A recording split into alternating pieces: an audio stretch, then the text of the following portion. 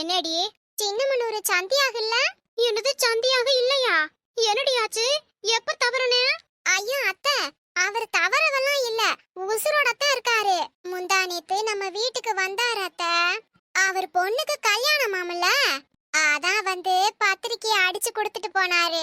என்னது அடிச்சு கொடுத்துட்டு போனானா? உன்னை அடிக்க அவன் யாருடி? நீ அவனை சும்மா விட்டியா? ஐயோ அத்தை, பத்திரிக்கைய அச்சடிச்சு கொடுத்துட்டு போனாரு அத்தை. ஏண்டி தெளிவாவே பேச மாட்டியா? இதுக்கு மேலேயும் எப்படித்தான் தெளிவா சொல்ல முடியுமோ எனக்கும் தெரியல. ஆமா, எப்ப கல்யாணம்? காலையில தான் அத்தை. ஏண்டி நக்கலா? காலையில கல்யாணம், ராத்திரி முதலரவுன்னு 3 புள்ள வத்த எனக்கு தெரியும். அப்புறம் என்னத்துக்கு எப்பன்னு கேட்டீங்க? ஏண்டி எந்த நாள்னு கேட்டேன். எல்லாம் நல்ல முகூர்த்த நாள்ல தான் வைப்பாங்க. ஐயோ ஐயோ, நீ பத்திரிக்கை எடுத்துட்டு வாதாயி, நான் பார்த்து தெரிஞ்சுக்கிறேன். சரி சரி, கொண்டாந்து கொடுக்கறேன். ஆளையும் மண்டியும் பாரு, தெளிவாவே பேச மாட்டேங்கிறானா?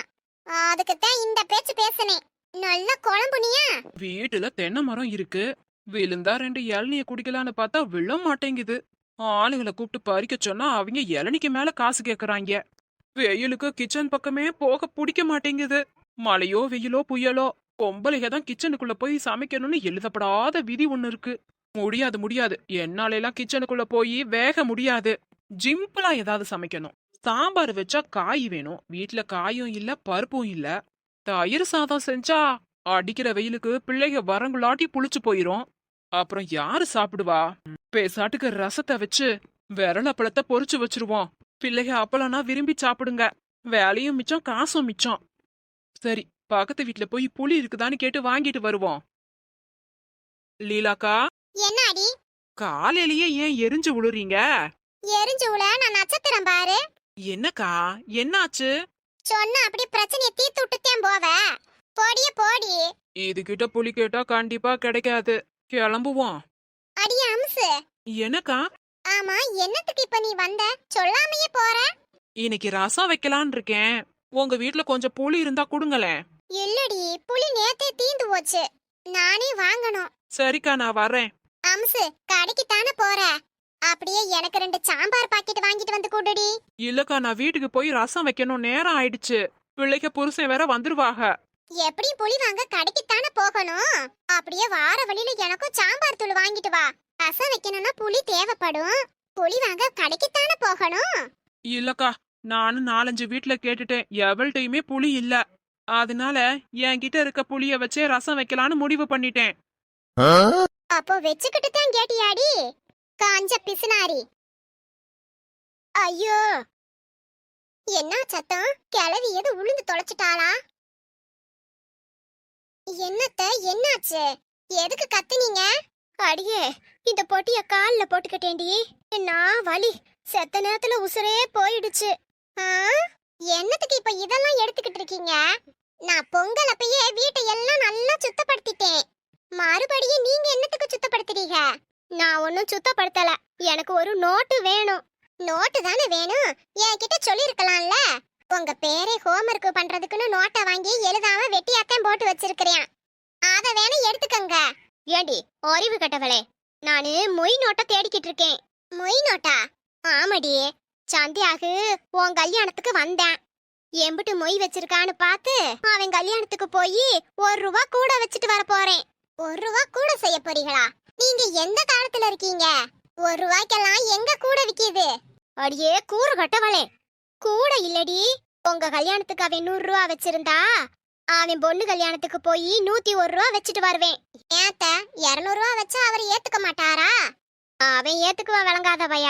உன் அப்பை வீட்டுக்கு ஆசா இஷ்டத்துக்கு அள்ளி இறைக்க ஆளந்துதான் செய்யணும். அவன் செஞ்சதுக்கு மேல 1 ரூபா கூட வச்சா போதும். அவன் எம்பிட்டு வச்சான்னு பாக்கலான்னு பார்த்தா இந்த நோட்டை வேற காணோம். அப்புறம் கல்யாணத்துக்கு போட்டு போக உன் நகையெல்லாம் குடுடி. சரித்த, நாசமா போறவ விளங்க மாட்டா. லீலாக்கா, யார சொல்றீங்க? எல்லாம் என் மாமியாக்காரியத்தான் சொல்றேன், வழங்காதவ. நானே அப்படி இப்படின்னு ஒரு 6 பவுன் நகைய சேர்த்து வச்சிருக்கிறேன். பொழுதுக்கும் ஃபங்க்ஷனுக்கு போறப்பெல்லாம் ஏன் நகையை தாண்டி வாங்கி வாங்கி போட்டுக்கிட்டு போறா. பூரா நகையும் பழசாயிருச்சு, கல்லெல்லாம் போயிருச்சு. ஆமா, உங்க அத்தையோட நகையெல்லாம் எங்க? எல்லா நகையும் அவ மகக்காரி கிட்ட கொடுத்து வச்சிருக்கா. ஒரு 5 பவுனை மட்டும் கூட்டுறவு பேங்க்ல அடமானம் வச்சிருக்கா. என்னத்துக்கு? உங்க அத்தைக்கு என்ன குறைச்சா? கடை வாங்க வேண்டிய அவசியமே இல்லையே. அவசியம் இல்லதான், ஆனா ஆசை விடுமா? கூட்டுறவு பேங்க்ல அடமானம் வச்சா ஆச்சி மார்னோட்டையும் தள்ளுபடி பண்ணுவாங்கன்ற நம்பிக்கையில வச்சிருக்கா. இவ வச்சிருக்க 50 பவுன் அவன் மகக்காரி போட்டு மினுக்கிட்டு திரியறா. கிட்ட இருக்க 6 பவுன் தான் இவ கண்ணு உறுத்துது. என்னடி உறுத்துது? உன்கிட்ட தானே கேக்குறேன். என்னத்த உறுத்துதுன்னு பேசிக்கிட்டு இருக்கற? அத்தை, அது வேற ஒண்ணும் இல்ல. என்கிட்ட இருக்க தங்க செயினு கொஞ்சம் பிஞ்சிருச்சு போல. போட்டா கழுத்து உறுத்துது அத்தை. அத பத்த வைக்கலாம்னு பேசிக்கிட்டு இருந்தேன். நகைய பத்த வைக்கிறது அப்புறம் இருக்கட்டும். முதல்ல போய் அடுப்ப பத்த வச்சு சோறு குழம்பு ஆக்கு. இவளை பத்தி எங்கன நின்னு பேசினாலும் வந்துடுறா. ச்சே. லலிதா, நேத்துல இருந்து உங்க அண்ணன் எதுவும் சாப்பிடல. நீ ஒரு வார்த்தை சொல்லு. நானும் காலையில சாப்பாடு கொண்டு போய் கொடுத்தேன் அண்ணி. அண்ணன் சாப்பிடல. இப்படியே இருந்து அவர் உடம்புக்கு தான் நல்லதில்ல. சொன்னா கேட்கவும் மாட்டேங்கிறாரு. பொறு, நான் பேசி பாக்குறேன். ஏங்க, என்னங்க என்ன? இப்படி சாப்பிடாம இருந்தா உங்க உடம்பு என்ன ஆகுறது? கொஞ்சமாவது சாப்பிடுங்க. எனக்கு பசிக்கல.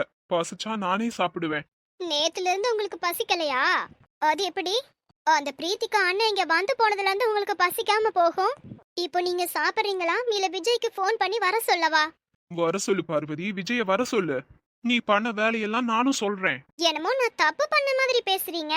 விஜயோட வாழ்க்கை நல்லா இருக்கணும்னு தான் நான் எல்லாம் பண்றேன். விஜயோட விருப்பம் பிரீத்திகாவோட சேர்ந்து வாழணுங்கிறது. விஜய்க்கு நல்லது பண்ண நினைச்சா பிரீத்திகாவை இந்த வீட்டுக்கு நீ கூட்டிட்டு வந்திருக்கணும். ஆனா நீ விஜயோட வாழ்க்கையில இருந்தே பிரீத்திகாவை விலக்க பாக்குற. அதுவும் விஜய்க்கே தெரியாம. பிரீத்திகா விஜய் வேணான்னு தூக்கி போட்டு போயிருக்கா. அவகிட்ட கெஞ்சி இந்த வீட்டுக்கு கூட்டிட்டு வர சொல்றீங்களா? அவ பண்ண தப்புக்கு போத நிறுத்து. பிரீத்திகா ஒன்னும் தனக்குத்தானே தாலி கட்டிட்டு கல்யாணம் பண்ணிக்கல. ஓ மகன் விஜய தான் கல்யாணம் பண்ணிருக்கா. தப்பு அப்ப 2 பேர் மேலயும் தானே இருக்கு. ஆனா உன் பார்வையில பிரீத்திகா மட்டும் தான் தப்பு பண்ணிருக்கா. நீ பண்றது ரொம்ப தப்பு பார்வதி. விஜய்க்கு இந்த விஷயம் தெரிஞ்சா அவன் இந்த வீட்டு பக்கமே வரமாட்டான். விஜய்க்காக தான் எல்லாத்தையும் பொறுத்து போய்கிட்டு இருக்கேன். இனியாவது திருந்த பாரு. பிரீத்திகாவை ஏத்துக்கோ, எல்லாம் சரியாயிடும்.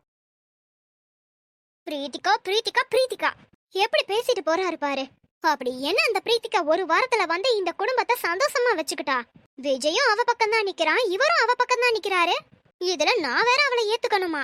நினப்பு தான் பொழப்ப கெடுக்கும். அண்ணி, கோவப்படாதீங்க. மயூரி தானே இந்த ஐடியா கொடுத்தா. ஃபுல்லா சொதப்பிருச்சு. அவகிட்டயே ஃபோன் பண்ணி அடுத்து என்ன பண்ணலாம் ஏது பண்ணலான்னு கேளுங்க. நம்மளா ஏதாவது பண்ணா தப்பா போகுது. சரி சரி, நீ போய் என் போனை எடுத்துட்டு வா. மயூரி கிட்ட பேசுவோம்.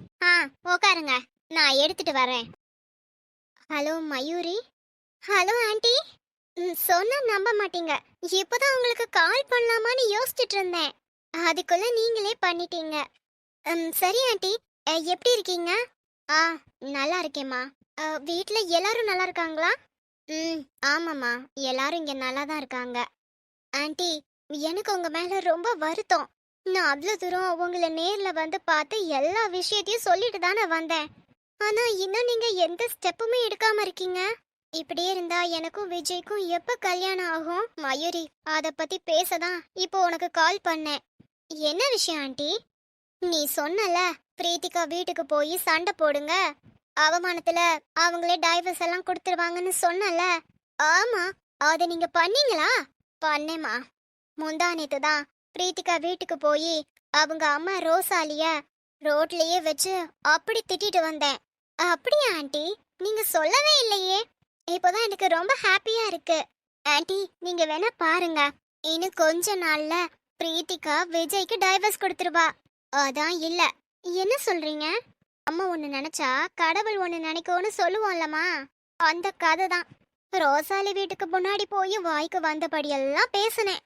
அவமானம் தாங்காம அவ டைவர்ஸ கொடுத்துருவான்னு நினைச்சேன். ஆனா அதுக்கு பதிலா அடுத்த நாளே பிரீத்திகாவோட அண்ணங்காரன், அதான் அந்த மாதவன், என் வீட்டு வாசம் முன்னாடி வந்து அப்படி சண்டை போட்டான். தெருக்காரவங்க முன்னாடி என்ன ரொம்ப அசிங்கப்படுத்திட்டான். நான் தான் பிரீத்திகாவை வீட்டை விட்டு துரத்திட்டேன், அது இதுன்னு என்னென்னமோலாம் சொன்னான். அதையெல்லாம் கேட்டு என் அக்கம் பக்கத்து வீட்டுக்காரவங்க என்ன ரொம்ப கேவலமா பேசுறாங்க. இவ்வளோ ஏன் என் வீட்டுக்காரரே என்ன அப்படி திட்டுறாரு. விஜய் டைவர்ஸ் விஷயத்துல நான் தலையிடக்கூடாதான். விஜயோட வாழ்க்கைய அவன் பார்த்துப்பானா. இனியும் தலையிட்டா விஜய் கிட்ட என்னை பத்தி சொல்லிடுவேன்னு மிரட்டுறாரு. இப்போ என்னம்மா பண்றது? ஆரம்பிச்சு வச்சது நீதானே, நீயே சொல்லு. Okay aunty. இப்போ நம்ம எதுவும் பண்ண வேணாம். நான் யோசிச்சு அப்புறம் என்ன பண்ணலான்னு சொல்றேன். வைக்கிறேன். என்னது இது? ஈஸியா டைவர்ஸ் வாங்கி விஜய் நான் கல்யாணம் பண்ணிக்கலாம்னு நினைச்சா பிரீத்திகா ரொம்ப ஸ்ட்ராங்கா இருப்பா போல. இது சாதாரண பிரச்சனை இல்ல, ரொம்ப சீரியஸான பிரச்சனை. அடுத்து என்ன பண்றதுன்னு பொறுமையா பிளான் பண்ணி பண்ணுவோம். ச்சே, சொதப்பிருச்சே.